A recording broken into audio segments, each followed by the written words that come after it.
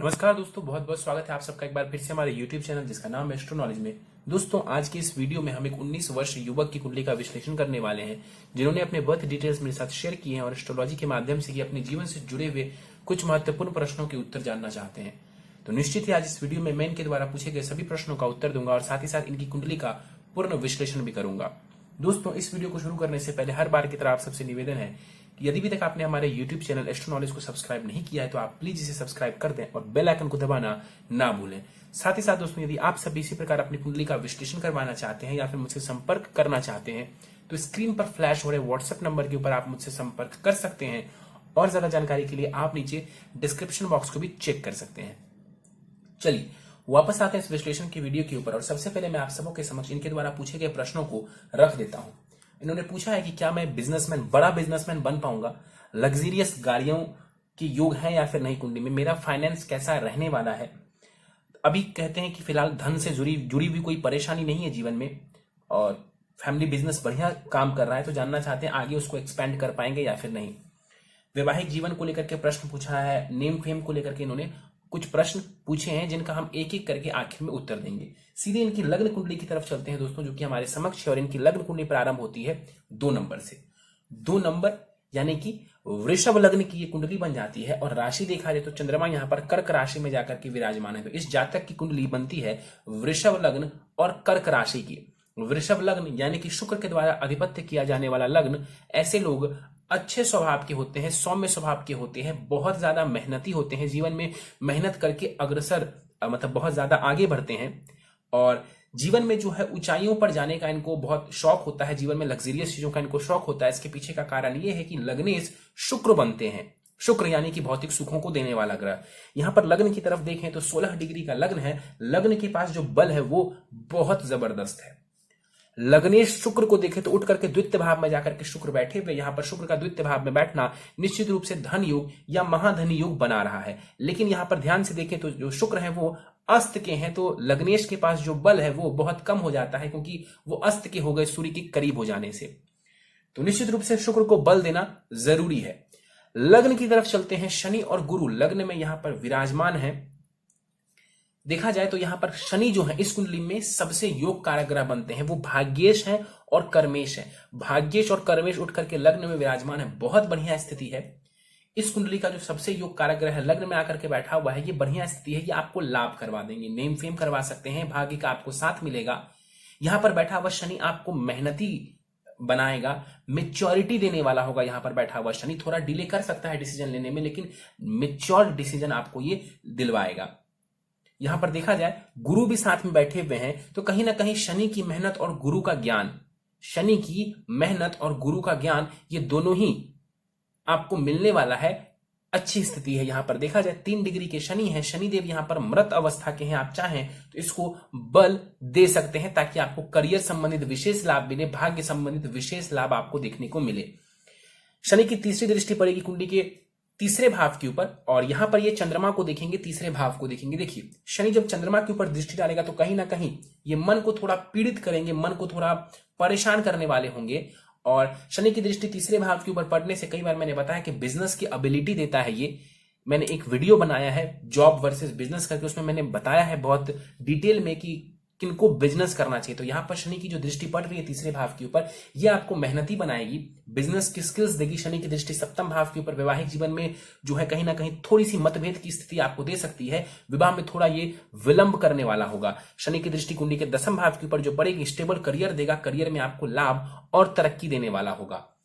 गुरु के ऊपर चलते हैं। 6 डिग्री का गुरु है यहां पर और गुरु जो है वो मृत अवस्था से थोड़े ऊपर निकल चुके हैं, तो 25 डिग्री से थोड़ा ज्यादा इनके पास बलाबल माना जाएगा। यहां पर देखा जाए गुरु कौन है इस कुंडली में, तो गुरु यहां पर अष्टमेश है और लाभेश है। इस कुंडली में गुरु मारक ग्रह है, कारक नहीं है, मारक ग्रह है। अष्टमेश उठ करके लग्न में बैठा हुआ है। कहीं ना कहीं कफ संबंधित परेशानी या फिर जो है पेट से संबंधित परेशानी आपको परेशान कर सकती है, उसका आपको ध्यान रखना है। अपने खान पान का आपको विशेष रूप से ध्यान रखने की आवश्यकता है। लाभेष्ट बनते हैं गुरु और लग्न में आकर के विराजमान है। खूब मेहनत करिए, जीवन में आप अच्छा खासा लाभ कमा सकते हैं। लग्न में बैठा हुआ जो गुरु है ये आपको निश्चित रूप से ज्ञान देने वाला है।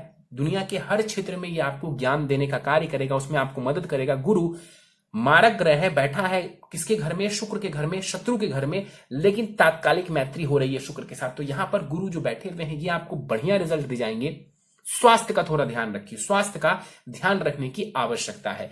गुरु की दृष्टि पड़ेगी कुंडली के पंचम भाव के ऊपर, शिक्षा संतान में सफलता दे देंगे, उसमें कोई बाधा नहीं देने वाले हैं आपको। गुरु की दृष्टि पड़ेगी सप्तम भाव के ऊपर, पत्नी बढ़िया होगी आपकी। सप्तम भाव के ऊपर जो दृष्टि पड़ेगी कहीं ना कहीं ये जो है वैवाहिक जीवन में आपको लाभ पहुंचाने वाले होंगे। गुरु की दृष्टि पड़ेगी कुंडली के नवम भाव के ऊपर, और नवम भाव के ऊपर दृष्टि डाल करके ये नीच की दृष्टि है, तो इस दृष्टि से आपको ये बहुत ज्यादा लाभ नहीं कराने वाले हैं। क्यों? क्योंकि भाग्य भाव के ऊपर तो दृष्टि डाल रहे हैं लेकिन नीच की दृष्टि है। तो गुरु की दशा अंतर दशा में हो सकता है कि यदि आप हायर एजुकेशन ले रहे हो तो थोड़ी परेशानी हो, या फिर आपको उस दौरान भाग्य का थोड़ा कम साथ देखने को मिले। चलिए आगे बढ़ते हैं, चलते हैं कुंडली के द्वितीय भाव की तरफ। 4 ग्रह विराजमान है यहां पर, युति बना करके बैठे हुए हैं, कुछ योग बन रहे हैं आपकी कुंडली के द्वितीय भाव में। देखिए बुध, सूर्य, शुक्र और मंगल युति बना करके बैठे हुए। बुध सूर्य का बुधादित्य योग, सूर्य मंगल का पराक्रम योग यहां पर बन रहा है, और साथ ही साथ बुध और शुक्र का जो है यहां पर लक्ष्मी नारायण योग बन रहा है। लेकिन मैं आपको बता दूं यहां पर सूर्य के अलावा तीनों ही ग्रह अस्त हैं। सूर्य ने तीनों ही ग्रहों को अस्त कर दिया है क्योंकि वो सूर्य के साथ बैठ गए। इस वजह से तीनों ही ग्रहों के प्रभाव में कमी आ जाएगी, खास करके शुक्र और मंगल के प्रभाव में। क्योंकि मैंने कई वीडियोस में बताया है कि बुध अस्त होने के बाद भी रिजल्ट्स देने में कैपेबल होता है। बुध एक इकलौता ऐसा ग्रह है जो अस्त होने के बाद भी रिजल्ट्स देने में काफी हद तक कैपेबल होता है, लेकिन बाकी के ग्रह जो होते हैं उनमें जो बल है वो काफी कम हो जाता है। यहां पर जो मैंने योग बताया कि पराक्रम योग बन रहा है, बुधादित्य योग बन रहा है और लक्ष्मी नारायण योग बना, इसके प्रभाव बहुत कम मिलेंगे आपको, देखने को मिलेंगे, बहुत कम इफेक्ट हो जाएगा। तो यहां पर योग बन तो रहा है लेकिन उसका रिजल्ट्स आपको काफी कम देखने को मिलेगा। कारण ये है यहां पर ये जो है अस्त के हो गए हैं। सूर्य को ही देखते हैं सबसे पहले। 18 डिग्री का सूर्य है इस कुंडली में। सूर्य कौन है? तो सूर्य आपके सुखेश हैं, सुख भाव, माता से सुख, मकान से सुख, वाहन का सुख, इस भाव के स्वामी ग्रह बनते हैं, जाकर के द्वितीय भाव में बैठे हुए हैं। निश्चित रूप से आने वाले समय में जो है ये सूर्य आपको धन वगैरह का लाभ देने वाले हैं, पैतृक संपत्ति वगैरह का आपको लाभ करवाने वाले हैं, उसमें कहीं कोई परेशानी नहीं है। आप प्रॉपर्टी वगैरह बना पाएंगे, गाड़ियां ले पाएंगे, उसमें भी कहीं कोई दिक्कत परेशानी नहीं है। यहां पर देखा जाए बुध की राशि में सूर्य बैठा हुआ है, इसको वाणी का स्थान भी कहते हैं, इसको पैतृक संपत्ति के लिए भी देखते हैं। तो पैतृक संपत्ति से जुड़ा हुआ लाभ देने वाला है सूर्य। वाणी को थोड़ी प्रभावशाली बना देंगे, ये वाणी को थोड़ा प्रभावशाली बना देंगे और उससे भी आपको लाभ करवा देंगे। कोशिश करिए कि वाणी में उग्रता ना आए, वाणी को प्रभावशाली बनाइए, उसमें उग्रता मत लाइए। बल बहुत अच्छा है सूर्य के पास। दृष्टि डालेंगे अष्टम भाव के ऊपर।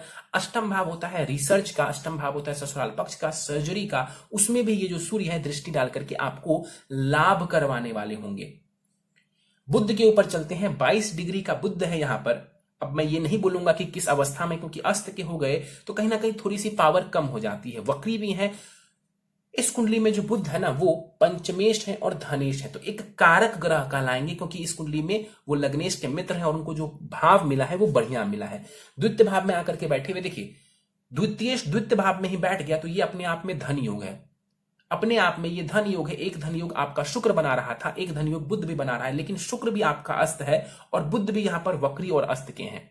तो ये बहुत बेस्ट बात नहीं हुई, रिजल्ट्स में थोड़ी कमी आ जाएगी, लेकिन जैसा कि मैंने बताया कि बुध फिर भी रिजल्ट्स दे सकते हैं। तो यहां पर जो बुध बैठा हुआ है ये काफी हद तक आपको रिजल्ट्स दे जाएगा, पैतृक संपत्ति का लाभ करवा देगा, वाणी बढ़िया कर देगा आपको, परिवारजनों के साथ आपके संबंधों को ये बढ़िया बनाए रखने की पूरी कोशिश करेंगे और आपको भी कोशिश करनी चाहिए। पंचमेश भी है, वक्री है, शिक्षा से जुड़ा हुआ जो है आपको लाभ लेना है तो मेहनत को बढ़ा दीजिए। थोड़ा सा ये आपको कंफ्यूजन दे सकते हैं जीवन में, डिसीजन वगैरह लेने में, उसको सोच समझ करके लें। और यदि आप सोच समझ करके कार्य करते हैं, सोच समझ करके आप स्टेप्स रखते हैं आगे लाइफ में, आपको ये भी लाभ देने वाला है, धन का विशेष लाभ आपको ये देने वाला है, संतान वगैरह से भी ये आपको लाभ करवाने वाले होंगे। आगे बढ़ते हैं, चलते हैं कुंडली में मंगल की तरफ। मंगल यहां पर देखा जाए 17 डिग्री के साथ है, सूर्य 18 डिग्री का है, मंगल 17 डिग्री के, तो बिल्कुल यहां पर मंगल काफी हद तक अस्त हो गए हैं, उनका प्रभाव यहां पर कम हो जाएगा। यहां पर देखा जाए मंगल कौन है, तो मंगल इस कुंडली में जो है वो सप्तमेश है और द्वादशेश है, यानी कि इस कुंडली में जो मंगल देव है ना वो मारक ग्रह बनते हैं, मार्केश है। अब देखिए सप्तमेश उठ करके जाकर के अष्टम भाव में विराजमान हो गए, तो यहां पर हो सकता है कि विवाह के बाद थोड़ा सा धन लाभ वगैरह में वृद्धि हो जाए, लेकिन सप्तम भाव से जो मंगल देव है वो षडाष्टक दोष बना रहे हैं। और यदि यहां पर आप देखें तो मंगल जो है वो बुध के घर में विराजमान है, शत्रु के भाव में विराजमान है, वैसे भी मारक ग्रह है, तो बहुत जबरदस्त स्थिति नहीं है यहां पर मंगल की। जो विवाह आप करेंगे निश्चित रूप से आपको कुंडली मिलान करके विवाह करना चाहिए। कुंडली मिलान करके विवाह करेंगे तो परेशानियों से बच जाएंगे, नहीं तो वैवाहिक जीवन में थोड़ी सी परेशानी देखने को आपको मिल सकती है। मंगल यहां पर अस्त के हैं, दृष्टि का बल मंगल के पास नहीं होगा। और साथ ही साथ एक और सुझाव है आपके लिए, पत्नी की स्वास्थ्य का आपको ध्यान रखने की आवश्यकता है। शुक्र के ऊपर चलते हैं। शुक्र भी यहां पर अस्त है, 24 डिग्री के शुक्र हैं। शुक्र लग्नेश हैं और षष्ठेश हैं, लग्नेश भी हैं और षष्ठेश भी हैं, जाकर के द्वितीय भाव में बैठे हुए, अच्छी स्थिति है। लोन वगैरह लेकर के भी आप जीवन में लाभ उठा सकते हैं, शत्रुओं से भी आप जीवन में लाभ उठा सकते हैं।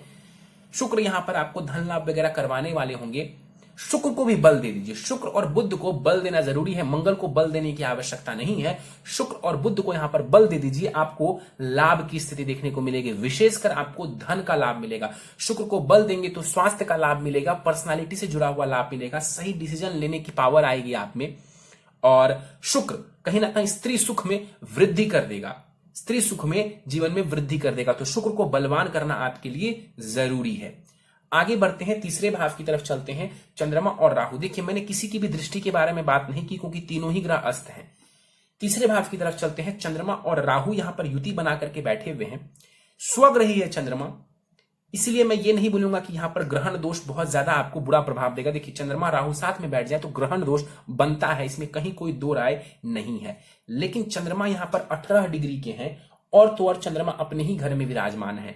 तो जैसे आप अपने घर में बहुत ज्यादा बलवान हो जाते हैं, आप अपने घर में बहुत ज्यादा सेफ महसूस करते हैं, भले ही आपका शत्रु आपके घर में ही क्यों ना आया हो, थोड़े परेशान आप होंगे, लेकिन यदि वो आपका भाव है तो आपको वो बहुत ज्यादा परेशान नहीं कर पाएगा। उसी प्रकार यहां पर चंद्रमा के घर में राहु विराजमान है तो ग्रहण दोष तो बनेगा, लेकिन उसका प्रभाव बहुत ज्यादा देखने को नहीं मिलेगा, मतलब दुष्प्रभाव बहुत देखने को नहीं मिलेगा। अब यहां पर देखा जाए, तीसरा भाव होता है साहस पराक्रम छोटे भाई बहन का, और कहीं ना कहीं कला से जुड़े हुए चीजों के लिए भी हम देखते हैं, आर्टिस्टिक क्वालिटी के लिए भी हम तीसरे भाव को, कम्युनिकेशन के लिए भी हम तीसरे भाव को देखते हैं। यहां पर राहु का बैठना, चंद्रमा का बैठना इन चीजों में थोड़ा आपको लाभ करवा देगा। कहीं ना कहीं चंद्रमा के ऊपर शनि की दृष्टि आपके मन को पीड़ित करने वाली होगी, कंसंट्रेशन को थोड़ा भगाएगी, और हो सकता है कि मानसिक टेंशन दे, फ्रस्ट्रेशन दे आपको, ये संभव है। हो सकता है कार्य को लेकर के ही आप मानसिक तनाव में रहें, ये भी संभव है। जैसे कि आप बहुत बड़े बिजनेसमैन बनना चाहते हैं तो बिजनेसमैन जितने भी बड़े बड़े हैं, बिल गेट्स हैं या जो भी हैं, मुकेश अंबानी, कहीं ना कहीं उनको टेंशन तो रहता ही होगा। तो यहां पर वो टेंशन नजर आ रहा है। मैं एक बात कह रहा हूं, मैं एक एग्जांपल दे रहा हूं आपको, तो टेंशन तो रहने वाला है क्योंकि चंद्रमा को शनि भी देख रहा है और राहु की युति भी हुई है और केतु की दृष्टि पड़ रही है, तो चंद्रमा काफी ज्यादा पाप प्रभाव में यहां पर नजर आ रहे हैं। तृतीय चंद्रमा तृतीय भाव में ही बैठा हुआ छोटी मोटी यात्राओं से लाभ करवा देगा, छोटे भाई बहन है उनके साथ ये लाभ करवा देगा आपको, कम्युनिकेशन वगैरह स्किल्स को बढ़िया कर देगा, आर्टिस्टिक टैलेंट दे देगा आपको। दृष्टि डालेंगे चंद्रमा कुंडली के नवम भाव के ऊपर, आपको विदेश वगैरह की यात्राएं ये करवाने वाले होंगे। हायर एजुकेशन में ये आपको नुकसान नहीं देंगे। मैं नुकसान की बात इसलिए कह रहा हूं क्योंकि ये शत्रु राशि को देखेंगे, शनि के घर को देखेंगे। चंद्रमा हालांकि किसी को अपना शत्रु नहीं मानते, लेकिन इस कुंडली में चंद्रमा कारक नहीं है, शनि की राशि को देखेंगे तो भी आपको ये कुछ नुकसान नहीं करने वाले हैं। राहु के ऊपर चलते हैं, 1 डिग्री का राहु है और देखिए डिस्टेंस देखिए चंद्रमा और राहु के बीच में तो 17 डिग्री का डिस्टेंस है, तो कहीं ना कहीं वो भी इस दोष को कम कर देता है, ग्रहण दोष को। राहु 1 डिग्री का है, बहुत कमजोर है राहु भी, राहु के पास भी बहुत ज्यादा बल नहीं माना जाएगा, करीब 25% के आसपास का यहां पर राहु के पास, या उससे भी कम। कई लोग कहते हैं 0 डिग्री और 1 डिग्री का जब ग्रह हो तो उसके पास जो बल है रिजल्ट देने के लिए कैपेबल ही नहीं होता है। 0 डिग्री 1 डिग्री 29 डिग्री के जब ग्रह हो जाते हैं तो कहा जाता है कि ये ग्रह रिजल्ट्स देने के लिए कैपेबल ही नहीं है। लेकिन फिर भी मैं ऐसा मानता हूं कि ग्रह बैठा है तो कुछ ना कुछ रिजल्ट्स तो देगा ही देगा। 0% रिजल्ट दे ग्रह, ऐसा तो संभव नहीं है। तो राहु तीसरे भाव में बैठे हुए हैं, साहस पराक्रम को ये बढ़ा देंगे, अदम्य साहस आपको ये राहु देने वाला है। तृतीय तीसरे भाव में ही बैठा हुआ है, साहस पराक्रम में ये वृद्धि करवा देंगे। आप मेहनत करके लाइफ में बहुत आगे जा सकते हैं, मेहनत करके लाइफ में आप बहुत ऊंचा मुकाम हासिल कर सकते हैं। राहु की दृष्टि पड़ेगी सप्तम भाव के ऊपर, वैवाहिक जीवन में परेशानी देंगे, ये मतभेद की स्थिति करवा सकते हैं, विवाह सोच समझ के करना है आपको। राहु की दृष्टि पड़ेगी कुंडली के नवम भाव के ऊपर, हायर एजुकेशन वगैरह में ये कोई परेशानी आपको नहीं देने वाले हैं, विदेश वगैरह की ढेर सारी यात्राएं ये आपको करवा देंगे। राहु की दृष्टि लाभ स्थान के ऊपर पड़ेगी, मेहनत करिए और लाभ अर्जित करिए। आगे बढ़ते हैं, केतु के ऊपर चलते हैं। केतु भी 1 डिग्री का है और यहां पर देखा जाए नवम भाव में केतु विराजमान है। नवम भाव होता है हायर एजुकेशन का, नवम भाव होता है आपके धर्म का, विदेश वगैरह की या दूर की यात्राएं भी हम नवम भाव से देखते हैं। यहां पर केतु बैठे हुए हैं शनि की घर में, शनि लग्न में अच्छी स्थिति में है, तो यहां पर बैठा हुआ केतु हायर एजुकेशन वगैरह में आपको मदद करने वाला होगा, भाग्य का आपको साथ देखने को मिलेगा। केतु की दृष्टि पड़ेगी कुंडली के प्रथम भाव के ऊपर, ज्ञान देंगे केतु आपको, लेकिन ये नीच की भी दृष्टि है तो भ्रमित भी करेगा, भ्रम देगा। भ्रम का मतलब कंफ्यूजन देना। तो केतु की दशा में डिसीजन सोच समझ करके आपको लेना है और कोई सलाह नहीं। केतु की दृष्टि पड़ेगी कुंडली के तीसरे भाव के ऊपर, केतु की दशांत दशा में मन थोड़ा सा परेशान रहेगा, दौड़ भाग बढ़ सकती है आपकी। और केतु की दृष्टि पड़ेगी कुंडली के पंचम भाव के ऊपर, कहीं ना कहीं ये आपको शिक्षा में लाभ करवा देंगे। यदि शिक्षा में कोई परेशानी आए तो बुद्धि को बेहतर करने की कोशिश करें, केतु की दृष्टि भी आपको लाभ ही करवाने वाली है। चलिए, तो ये था आपकी कुंडली में ग्रहों का विश्लेषण। एक बात आपको बहुत ध्यान से मैं बता दूं कि यहां पर एक नजर में आप देखें तो ऐसा लग रहा है कुंडली में कि सारे ग्रह राहु केतु के मध्य हैं और यहां पर जो है काल सर्प दोष बना हुआ है, लेकिन आपकी कुंडली में काल सर्प दोष नहीं माना जाएगा। क्यों नहीं माना जाएगा? क्योंकि जो चंद्रमा है वो इस युति से बाहर है, साथ में बैठ गए हैं राहु के और इस एक्सिस से वो बाहर है, इस वजह से काल सर्प दोष यहां पर नहीं माना जाएगा। और मैंने बताया है एक वीडियो में, आंशिक काल सर्प दोष नामक कोई भी चीज एग्जिस्ट नहीं करती है एस्ट्रोलॉजी में, तो उसको लेकर के आप चिंतित ना रहें। चलिए दशाओं के ऊपर चलते हैं। आपकी दशा चल रही है केतु की। केतु की दशा आपको 1 जुलाई 2022 तक रहने वाली है। तो केतु की दशा मैंने जैसा बताया था कि थोड़ा भ्रम की स्थिति दे सकता है, कंफ्यूज कर सकता है आपको, उसका आप ध्यान रखिए। अभी पढ़ाई का समय है, अभी कुछ सीखने का समय है, तो आप स्टडी के ऊपर ध्यान दीजिए। केतु की दशा में अभी आपको शनि की अंतरदशा चल रही है जो कि 4 जुलाई 2021 तक चलेगी। ये समय बढ़िया है, ये समय है मेहनत करने का और मेहनत करके लाइफ में आगे बढ़ने का। केतु की दशा के बाद आपको शुक्र की महादशा आने वाली है 20 वर्षों के लिए। 1 जुलाई 2022 से आपको शुक्र की महादशा अगले 20 वर्षों के लिए आने वाली है। शुक्र आपका नवमांश कुंडली में भी जबरदस्त स्थिति में है और इस कुंडली में भी बढ़िया है। जरूरत है शुक्र को बलवान करने की, शुक्र को बल दे दीजिए। शुक्र की महादशा आपको बहुत ज्यादा जो है अमीर बनाने वाली होगी, बहुत ज्यादा धन वगैरह दिलवाने वाली होगी और शुक्र की महादशा आपके लिए बढ़िया रहने वाली है। सीधे चलते हैं प्रश्नों के ऊपर। और प्रश्न पूछा है आपने कि मैं बड़ा बिजनेसमैन बन पाऊंगा कि नहीं। देखिए, बड़ा बिजनेसमैन के ऊपर तो मैं कुछ नहीं कहूंगा, लेकिन जहां तक बिजनेस करने की बात है तो आप बिजनेस कर सकते हैं, उसमें कोई दिक्कत परेशानी नहीं है। आपको एक सलाह दे देता हूं कि पार्टनरशिप में आप बिजनेस नहीं करें।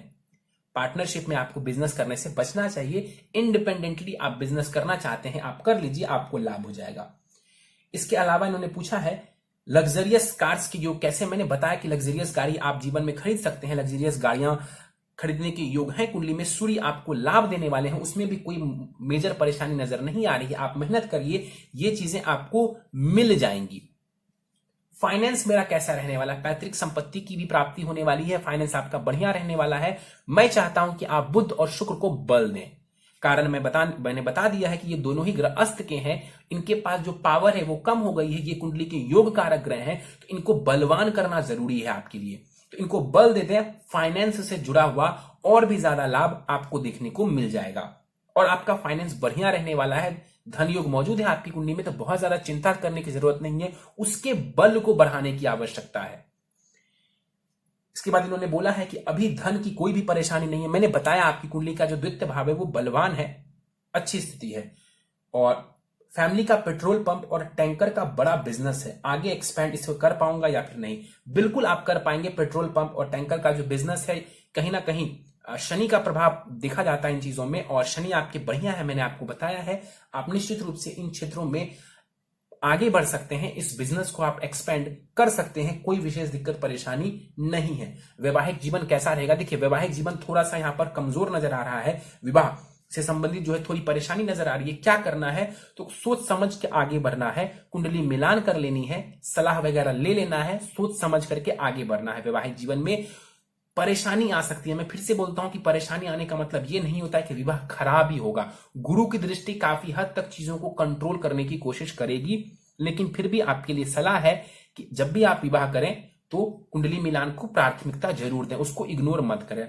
विवाह कब कर सकते हैं? निश्चित रूप से आपको 27-28 वर्ष की आयु के बाद विवाह करना चाहिए या 27-28 वर्ष की आयु के आसपास आप विवाह कर सकते हैं, कोई दिक्कत परेशानी नहीं है। इसके अलावा इन्होंने पूछा है आगे मेरी पत्नी कैसी होंगी। देखिए, मंगल का घर बनता है तो कहीं ना कहीं हो सकता है तो पत्नी थोड़े से चिड़चिड़े स्वभाव की हो, गुरु की दृष्टि पड़ रही है सप्तम भाव के ऊपर, पत्नी पतिव्रता हो इसके चांसेस ज्यादा है। राहु की दृष्टि सप्तम भाव के ऊपर पड़ रही है, कहीं ना कहीं मतभेद की स्थिति आप दोनों के बीच में देखने को मिल सकती है। तो काफी कुछ मिश्रित परिणाम नजर आएंगे, लेकिन स्थिति बढ़िया होगी कुंडली मिलान कर लेंगे तो। नहीं करते हैं कुंडली मिलान, मतभेद जरूर होगा, ये निश्चित है। इसके बाद इन्होंने पूछा कि बिजनेस में नेम फेम के योग कैसे हैं। देखिए निश्चित रूप से नेम फेम के योग बढ़िया है आपके लिए। आप शनि को थोड़ा बल दे दीजिए, मैं उपाय वगैरह बताने वाला हूं। आपका सूर्य भी बढ़िया है, नेम फेम आप कमा सकते हैं, गुरु वगैरह भी आपको लाभ देने वाले हैं, कोई विशेष परेशानी नहीं है। आप चाहें तो समाज में और लोगों के बीच में अपना नाम, अपनी पैठ जमा सकते हैं। शुक्र की महादशा कैसी रहेगी? बहुत बढ़िया रहेगी। बस शुक्र को बल दे दीजिए। शुक्र लग्नेश है आपके लिए, षष्ठेश भी जरूर है वो, लेकिन लग्नेश है तो योग कारक ग्रह कहलाएंगे। शुक्र अस्त का है, इसलिए बार बार मैं कह रहा हूं कि बुध और शुक्र को बल देना जरूरी है। खास करके शुक्र को आप सबसे पहले बलवान करिए, क्योंकि उसकी महादशा आने वाली है। शुक्र को जैसे ही आप बल दे देंगे तो दोनों ही भाव एक्टिवेट हो जाएंगे आपकी कुंडली के, और शुक्र का जो कारकत्व है आपके शरीर में वो भी बढ़ जाएगा। देखिए जब भी कोई ग्रह अस्त होता है ना, यदि आप उसको टेस्ट करवाएंगे अपनी बॉडी में, तो उससे जुड़े हुए जो कारक चीजें हैं बॉडी में वो कम पाई जाती हैं, उसमें थोड़ी कमी होती है। तो यहां पर जो शुक्र अस्त का हुआ है, तो कहीं ना कहीं आपको इसके बल को बढ़ाने की आवश्यकता है। तो निश्चित रूप से आप रत्न वगैरह धारण करके इसके बल को बढ़ा सकते हैं। इसके बाद इन्होंने पूछा है आखिरी में सर्जन बनने का योग, यानी निश्चित रूप से आप मेडिकल फील्ड से जुड़ी हुई बात कह रहे हैं। अब देखिए सर्जन बनने के लिए सबसे पहले तो छठा भाव होता है आपके लिए बीमारियों का, उसका अच्छा होना जरूरी है। तो उस घर के स्वामी ग्रह बनते हैं शुक्र, जाकर के धन भाव में विराजमान है, यानी कि बीमारियों से भी आप पैसा कमा सकते हैं, ऐसा कुछ नजर आ रहा है। इसके अलावा मेडिकल क्षेत्र में जाने के लिए पढ़ना बहुत पड़ता है, तो कुंडली का पंचम भाव, उसके स्वामी ग्रह बनते हैं बुध, उसको बल देना जरूरी है। बुध को बल देना जरूरी है। हायर एजुकेशन के योग अच्छे हैं कुंडली में। केतु वहां बैठा हुआ है, राहु की दृष्टि पड़ रही है, हो सकता है तो थोड़ा विलंब हो, वैसे भी मेडिकल क्षेत्र में विलंब देखा जाता है, लेकिन योग बढ़िया है। और सर्जन बनना है तो इसके लिए मंगल का अच्छा होना जरूरी है। मंगल बहुत अच्छा नहीं है, ये वीक पॉइंट बनता है, शनि जरूर लग्न में बैठा हुआ है, शनि दशमेश भी है, शनि भी टेक्निकल चीजों में व्यक्ति को लेकर के जाता है, लेकिन चीड़-फाड़ जो हम देखते हैं ना, वो मंगल से विशेष रूप से देखते हैं। तीसरे भाव में जो राहु बैठा हुआ है, ये भी आपको सर्जन बनने में जबरदस्त मदद करने वाला है, बहुत ज्यादा मदद करने वाला है। तीसरे हाथ से हम व्यक्ति के हैंड्स की स्किल्स को देखते हैं, हाथों की स्किल्स को देखते हैं थर्ड हाउस से, वहां पर राहु बैठ करके जबरदस्त लाभ देने वाला है आपको। लेकिन कहीं ना कहीं मंगल थोड़ा सा जो है डैमेज है, अस्त का है, तो वो थोड़ी सी परेशानी आपको खड़ी कर सकता है यदि आप सर्जन ही बनना चाहते हैं। लेकिन फिर भी मैं आपको उपाय बताने वाला हूं, 4 से 5 उपाय मैं आपको देने वाला हूं, उसी में ज्यादातर ग्रह आपके लिए फेवरेबल हो जाएंगे। सर्जरी का जो भाव होता है कुंडली का अष्टम भाव होता है, उसके स्वामी ग्रह गुरु लग्न में जाकर के विराजमान है, ये भी आपको फेवर करने वाला है। तो ये बढ़िया स्थिति है, आप ट्राई कर सकते हैं, मेहनत जबरदस्त करिए। देखिए डॉक्टर बनना है तो मेहनत जबरदस्त करनी पड़ेगी। कुंडली में ग्रह जितने भी लाभ आपको दे रहे हो, जितना भी बढ़िया स्थिति में हो, मेडिकल फील्ड में जाना है, पढ़ाई आपको जबरदस्त तरीके से करनी पड़ेगी, बुद्ध को थोड़ा और बेहतर बनाना पड़ेगा, और प्रैक्टिकली भी आपको बहुत ज्यादा पढ़ाई करनी पड़ेगी। तो मेहनत करिए, सफलता प्राप्ति के योग बढ़िया है। उपाय पर जाने से पहले आपकी नवमांश कुंडली मेरे सामने है, नवमांश कुंडली के कुछ पॉइंट्स मैं आपके सामने रख देता हूं। नवमांश कुंडली के अनुसार आपका जो विवाह है वो बहुत अच्छा नजर आ रहा है, आपकी मैरिड लाइफ अच्छी नजर आ रही है, तो इसीलिए मैं आपको कह रहा हूं कि कुंडली मिलान करा लेंगे तो परेशानियों से बच जाएंगे। शुक्र लग्न में ही आकर के विराजमान है, आपकी जो D9 कुंडली है वो वर्गोत्तमी है। वर्गोत्तमी का मतलब इसी लग्न की कुंडली बन रही है, यहां पर भी वृषभ लग्न की कुंडली बन रही है और D9 भी वृषभ लग्न की है, ये बहुत बढ़िया है। शुक्र वहां पर लग्न में ही विराजमान हुआ है, निश्चित रूप से वैवाहिक सुख में वो वृद्धि कर देंगे। राहु केतु भी जो है वर्गोत्तमी है, यानी इसी राशि में, इसी भाव में ये दोनों ग्रह बैठे हुए हैं, बहुत बढ़िया स्थिति है। गुरु सूर्य और मंगल की युति हुई है वहां पर लाभ स्थान में, बहुत बढ़िया है। वहां पर भी सूर्य मंगल का पराक्रम योग और मंगल गुरु का पारिजात योग बन रहा है, वो भी आपको लाभ देने वाला है। चंद्रमा वगैरह की स्थिति भी मुझे बढ़िया नजर आ रही है, शनि भी अच्छा है वहां पर। तो आपका नवमांश चार्ट बढ़िया है, मेहनत करिए। जो कुंडली में थोड़ी बहुत कमी है उसके लिए मैं आपको उपाय दे रहा हूं, उन उपायों को करके आप इन कमियों को, इन दोषों को दूर कर सकते हैं और जीवन में बहुत बड़ी सफलता आप प्राप्त कर सकते हैं। सीधे उपाय के ऊपर चलते हैं। प्रथम उपाय है आपके लिए ओपल रत्न, शुक्र का रत्न है ये ओपल रत्न, आपको करीब 7 सवा 7 रत्ती का ओपल चांदी की अंगूठी में जड़वा करके दाहिने हाथ की प्रथम उंगली इंडेक्स फिंगर में शुक्ल पक्ष के शुक्रवार की प्रातः काल को धारण करना है। अगला उपाय है आपके लिए पन्ना रत्न आपको धारण करना चाहिए। ये भी 7 रत्ती के आसपास का आप धारण कर सकते हैं। सोने अथवा चांदी की अंगूठी में जड़वा करके दाहिने हाथ की सबसे छोटी उंगली में शुक्ल पक्ष के बुधवार की प्रातः काल को। अगला उपाय है आपके लिए नित्य गणेश चालीसा और बजरंग बाण का आपको पाठ करना चाहिए, विशेष लाभ होगा आपको। हर सोमवार शिवलिंग के ऊपर जल दूध से अभिषेक करें। चंद्रमा राहु के साथ बैठा है, केतु से दृष्ट है और शनि से भी दृष्ट है। किसी भी शुभ ग्रह की दृष्टि चंद्रमा के ऊपर नहीं पड़ रही है। तो मैं चाहता हूं कि आप सही डिसीजन लें लाइफ में, गलत डिसीजन कभी ना लें। उसके लिए चंद्रमा के उपाय जरूरी हैं। तो शिवलिंग के ऊपर जल दूध से अभिषेक करेंगे हर सोमवार को, बहुत लाभ मिलेगा। और आखिरी उपाय है आपके लिए हर बुधवार मंदिर जाने की कोशिश करें और गणेश जी को यदि संभव हो तो दुर्वा चढ़ाएं। घास जिसको कहते हैं दुर्वा, यदि आप चढ़ाएंगे बहुत लाभ मिलेगा। फिलहाल आपको केतु की महादशा चल रही है, तो निश्चित रूप से केतु की जो महादशा में यदि आप गणेश जी की पूजा आराधना करेंगे बहुत ज्यादा आपको लाभ देखने को मिल जाएगा। कम से कम ये जो उपाय मैंने दिया है आखिरी आपको मंदिर जाने वाला, ये उपाय आपको केतु की महादशा तक निश्चित रूप से करना चाहिए। चलिए तो दोस्तों, ये था इस 19 वर्ष युवक की कुंडली का विश्लेषण। मुझे उम्मीद है कि आपको हमारा यह कुंडली विश्लेषण का वीडियो पसंद आया होगा। यदि वीडियो पसंद आए तो आप इसे लाइक करें, शेयर करें। अभी तक आपने हमारा YouTube channel astro knowledge subscribe नहीं किया है तो आप प्लीज इसे सब्सक्राइब कर दें और बेल आइकन को दबाना ना भूलें। साथ ही साथ दोस्तों, यदि आप सब भी इसी प्रकार अपनी कुंडली का विश्लेषण करवाना चाहते हैं या फिर मुझसे संपर्क करना चाहते हैं तो स्क्रीन के ऊपर फ्लैश हो रहे व्हाट्सएप नंबर के ऊपर आप मुझसे संपर्क कर सकते हैं। और ज्यादा जानकारी के लिए आप नीचे डिस्क्रिप्शन बॉक्स को भी चेक कर सकते हैं। इस वीडियो में फिलहाल इतना ही दोस्तों। आप सबका बहुत बहुत धन्यवाद।